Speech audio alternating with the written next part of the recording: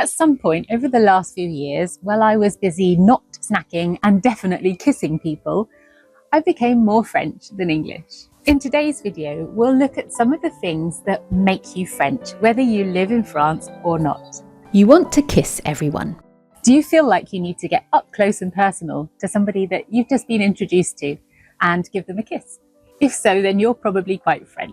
It actually feels a bit odd to me now if I'm being introduced to somebody for the first time and I just sort of say hello.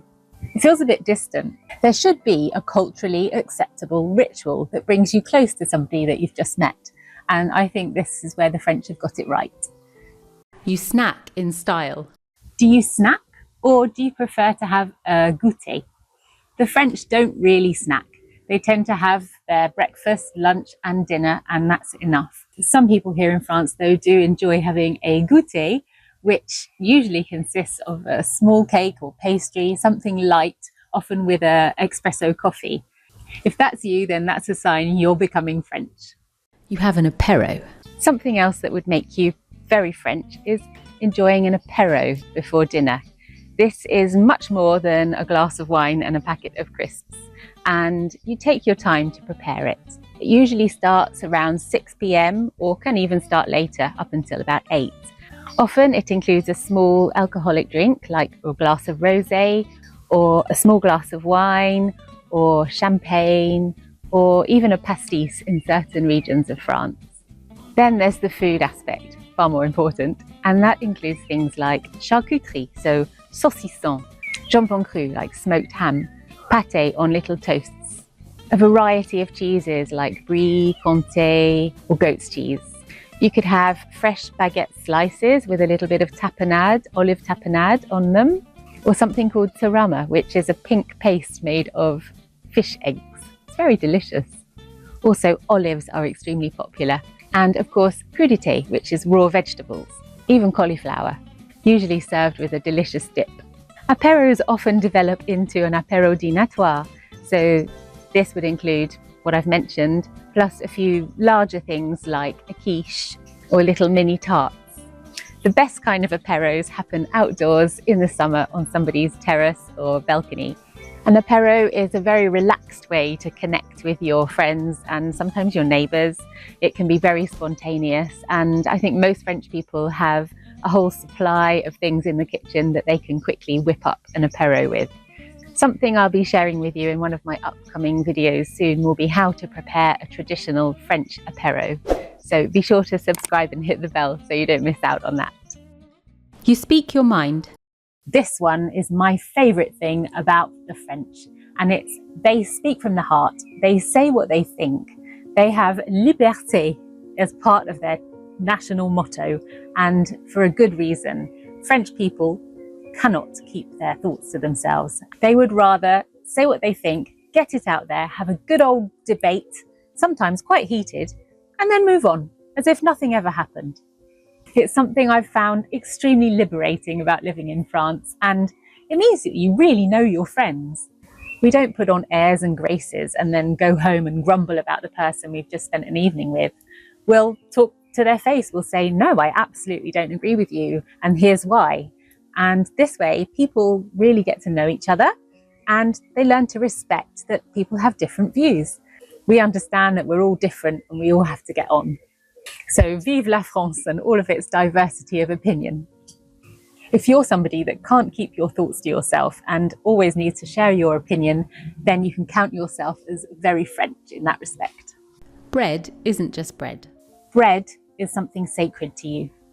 If you're one of those people that can squeeze a baguette and you know whether it's a good baguette or not, then you're very French for sure.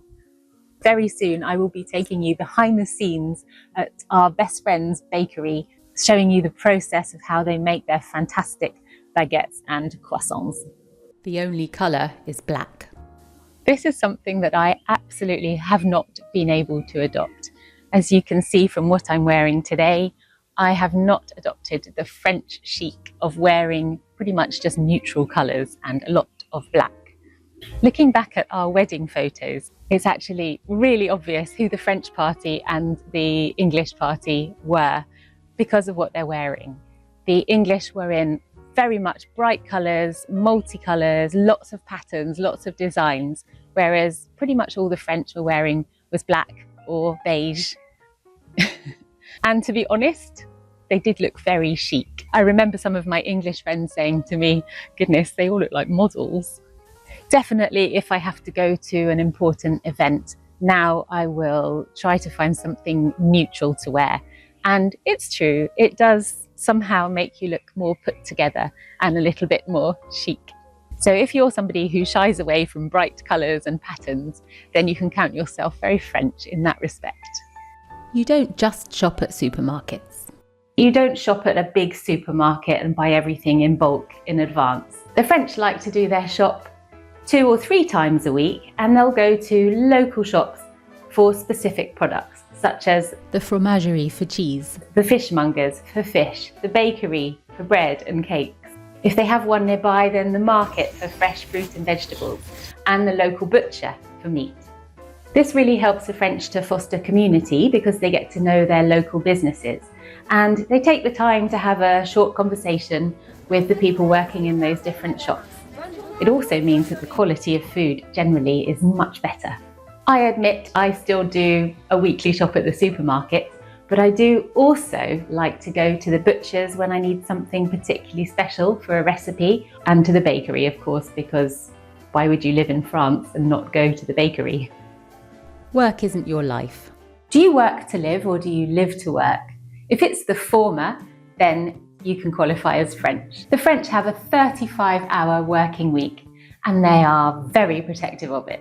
If you work for a company that require you to work more than 35 hours per week, then they have to give you RTT, which is Réduction de Temps de Travail, which just gets added on as extra holiday on top of your 5 weeks minimum. The French are world-class experts at optimizing their leisure time. And if you're somebody who really values your evenings and weekends and who can switch off the moment you close down your laptop and leave your office, then you're very French.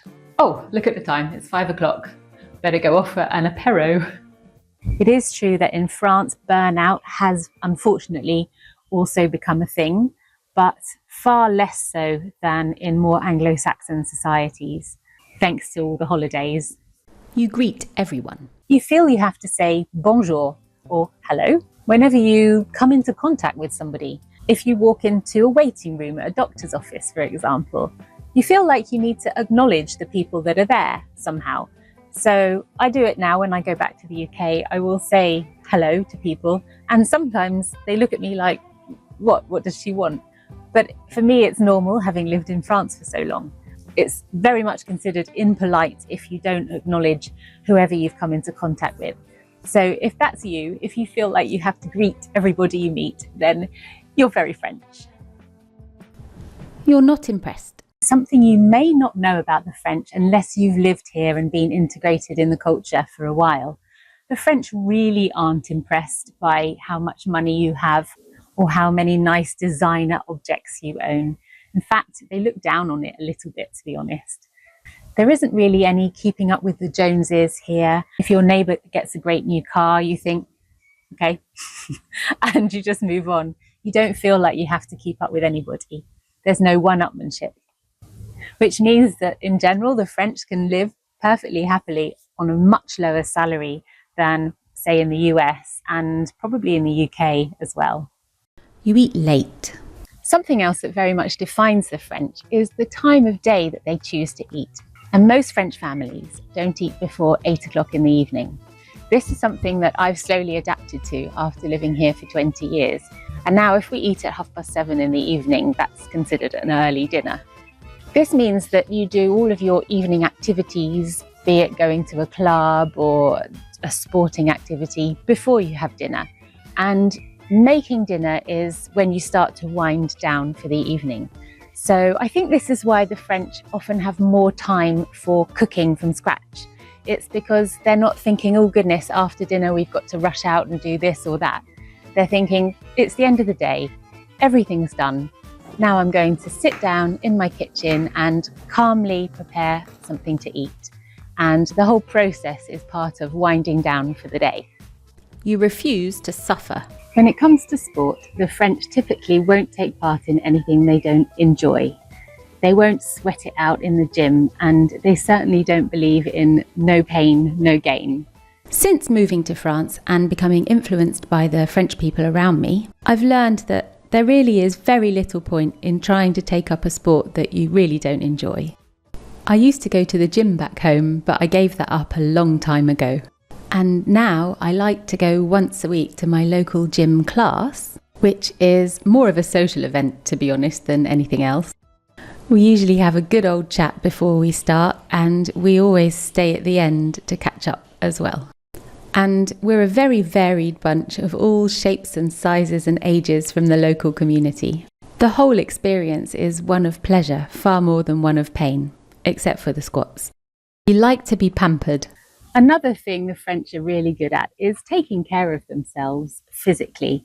There's no shame in listening to your body in France. And I don't hesitate to go and see the kiné, the physiotherapist, for a massage whenever I've got something niggling me. And this is very typical. Also, here in France, it's reimbursed by the Social Security. The government decided that it's probably a good idea to help people prevent chronic illness rather than waiting until it gets really bad and then spending a fortune trying to make them better. So I often find myself at the physiotherapist having a lovely back massage, and vive la France, it doesn't cost me 1 centime. The final trait I want to highlight today, and one that truly captures the essence of being French, is the refusal to rush through life. It's not about how quickly you can get things done. It's about doing things with care, with attention, and with pride. You don't cut corners, you craft beauty in the everyday. You don't try to cram every possible task into one day. And when your body says it needs a nap in the middle of the afternoon, you listen, because you understand that the world will still be there when you wake up. And maybe, just maybe, you'll return to it a little more human. Feel free to write in the comments if there's any other characteristics of Frenchness that you feel I've missed. I expect there are quite a few. If you've enjoyed this video, please give it a like and consider subscribing if you haven't already done so. To all my recent subscribers, thank you from the bottom of my heart. It's an absolute pleasure creating these videos for you, and I really hope to share with you so much more about all that is good and wonderful about life in France. Until next time, à bientôt!